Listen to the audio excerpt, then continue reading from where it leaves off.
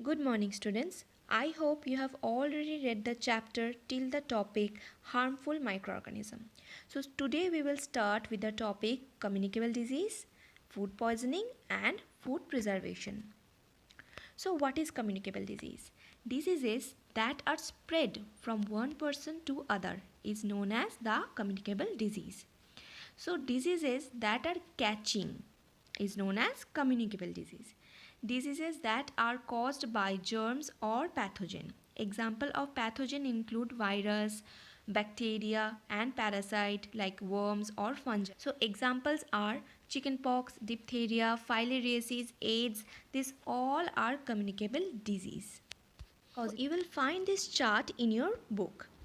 So here is human diseases, then causative microorganism. Now what is the meaning of causative microorganism? That means the microorganism that cause the particular disease is known as the causative microorganism. Then there is mode of transmission. That means by which mode the disease is spreading from one organism to another organisms. Next is the prevention measure. That is the control measure to protect you from the disease. So first of all there is tuberculosis.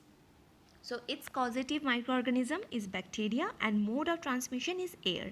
Next is measles, then this is caused by a virus, then chickenpox virus, and then transmission is air or by direct contact with the affected person.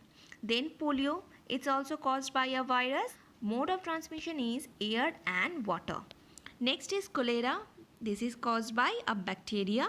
Mode of transmission is food or water. Next one is typhoid. So its causative microorganism is bacteria and mode of transmission is water. So how we prevent this disease?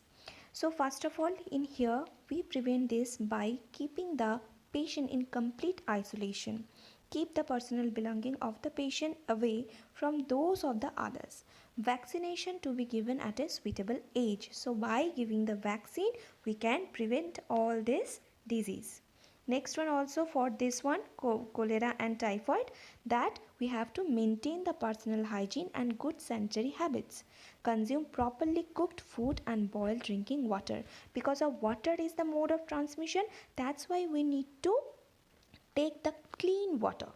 Okay, in here we also can use the vaccination to prevent this disease. So next one is hepatitis A. So its causative microorganism is virus and mode of transmission is water. So drink boiled drinking water and by vaccination this disease can be prevented. Next one is malaria. Its causative microorganism is protozoa and mode of transmission is mosquito. So how can we prevent malaria? By using the mosquito net and repellents. Spray insecticide and control breeding of mosquitoes by not allowing water to collect in the surrounding. Okay, so there is a protozoa named Plasmodium which cause the malaria disease, and in cholera there is a bacteria whose name is Vibrio cholerae, who is the causative microorganism. Remember, in here we are going to learn about the disease causing microorganisms in animals.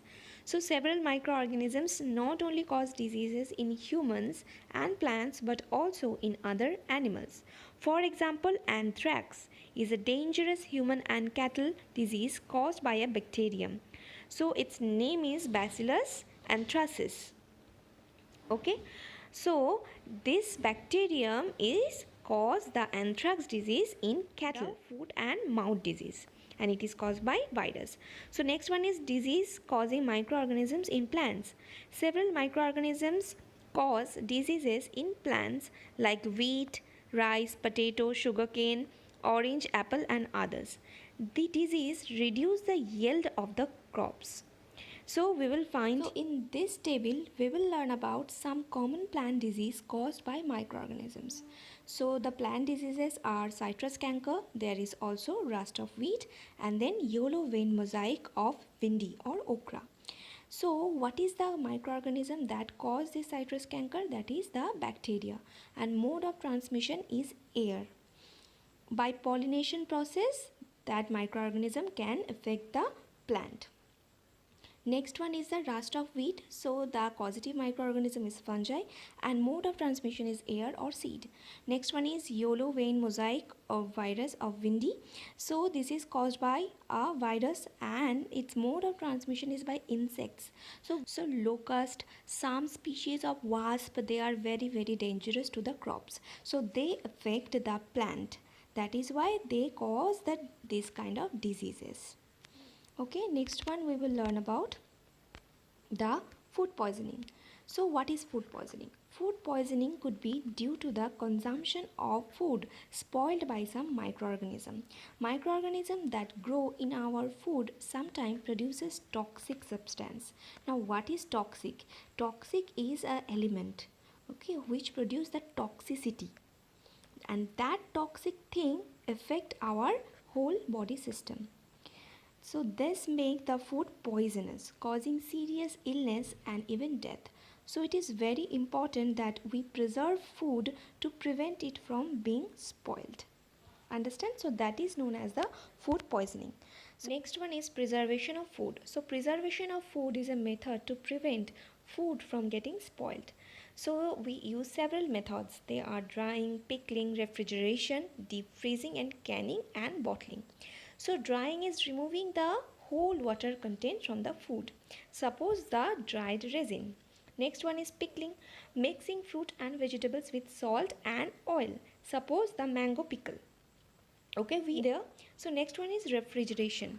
So what the refrigeration does is they don't allow the bacteria to grow any further in the refrigerator. So keep food in freezer to preserve for longer time. Example, keeping meat and fish in the freezer. Next one is canning and bottling. So sorting food in cans and bottle. Example, the bottle of sauces and jams. Okay, we also add some preservatives here, okay, which actually inhibit the growth of the microorganisms. So we will learn about that in this one. So here is chemical method. Salts and edible oils are the common chemicals generally used to check the growth of microorganism. Therefore they are called preservatives. So what is preservative? Preservatives are those particular chemicals that preserve the food item.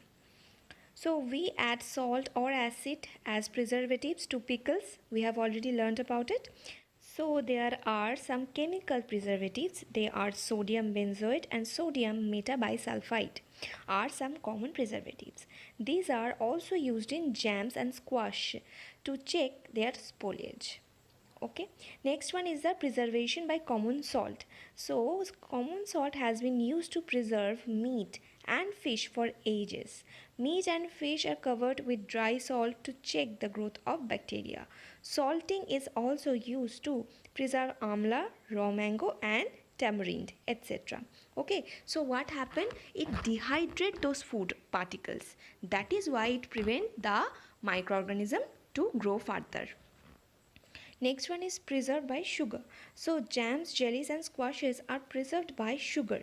Sugars reduce the moisture content which inhibits the growth of the bacteria which spoil the food. So here also the water content is removed from that particular food item.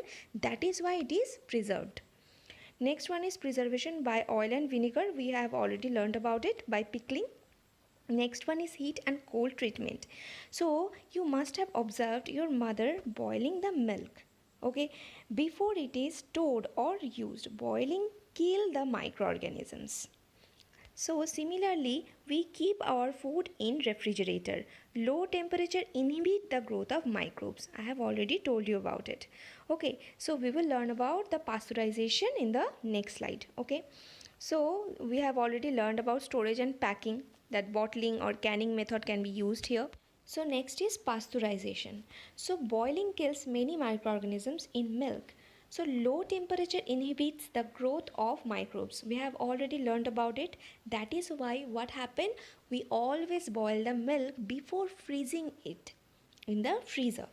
So what happened in the pasteurization? The milk is heated about 70 degrees Celsius for 15 to 30 seconds and then suddenly chilled and stored. So by doing so, it prevents the growth of the microbes. This process was discovered by Louis Pasteur. That is why it is called the pasteurization. Okay.